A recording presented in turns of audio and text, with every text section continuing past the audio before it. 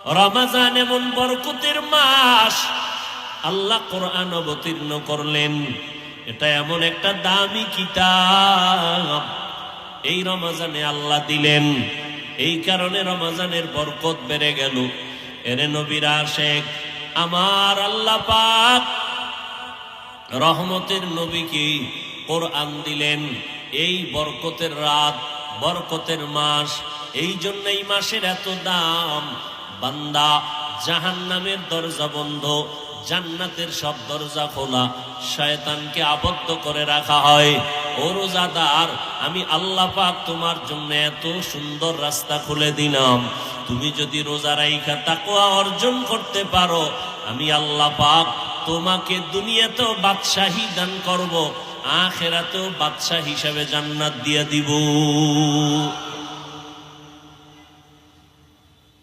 আল্লাহ বলেন, সব থেকে বড় পুরস্কার যে রোজাদার, আমি তোমার হয়ে যাব। অন্য কোন আমলের ক্ষেত্রে আল্লাহ বলেন নাই যে তুমি নামাজ পড়লে আমি তোমার হয়ে যাব, তুমি জিকির করলে তোমার হয়ে যাব। আল্লাহ বলেন, রোজার আমলের দ্বারা তুমি আমার হয়ে গেছো, আমিও তোমার হয়ে গেছি।